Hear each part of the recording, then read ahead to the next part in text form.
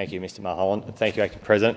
I'm glad to stand and talk in opposition to this motion, and I do so for exactly what we see up there today, the future of Victoria. And those opposite, both state and federally, have seemed to have taken no consideration for the future of our state or our nation in the last 10 to 20, 30 years on this issue.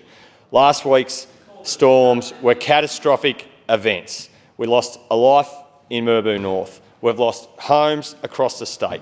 There has been immense damage to community assets. Homes are still without power. And whilst emergency workers have been on the ground, communities have been pulling together, volunteers have been fighting fires, clearing driveways, caring for fellow Victorians, what have the opposition been doing? Cheap political point scoring.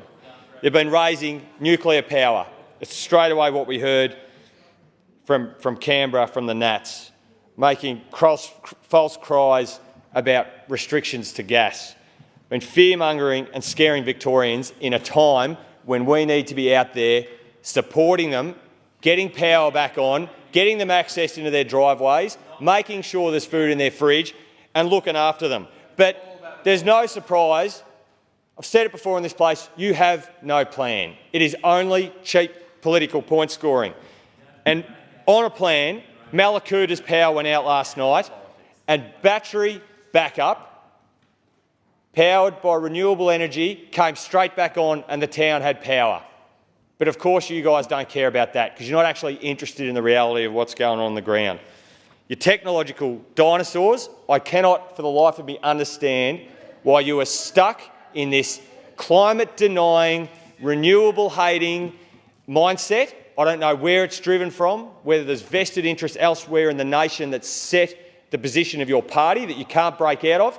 And Mr Davis has said 10 to 12 times today that we have had power 20 of the last 23 years. And Mr Davis, thank you for highlighting that, and thank you for highlighting that to the Victorian people. And there is a reason why that is the case, because they know you can't be trusted on climate change and you can't be trusted on energy.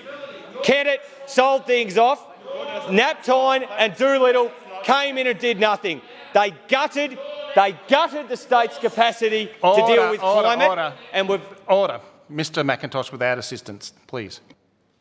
And since coming back to power, after those 4 years of not only inaction but taking this state backwards, this side has got on with building our energy system, putting in the renewables, setting us up to go into the future.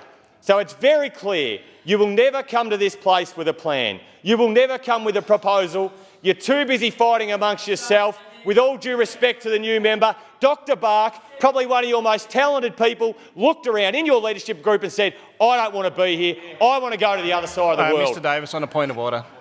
I think the member is straying from the motion. I think talking about Dr Bark and others, I think he's gone a long, long time. Yep. Thank you, Mr Davis. Mr McIntosh to maybe not comment on the recently departed Libs, and on you go.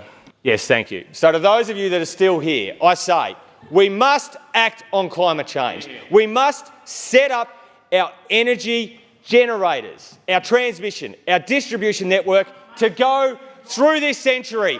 And it's not cheap political point scoring, it's getting on with the real work, and it's easy for you lot to sit there and take cheap shots because we're getting on with delivering a massive, massive task and a massive challenge, and you're not up to it.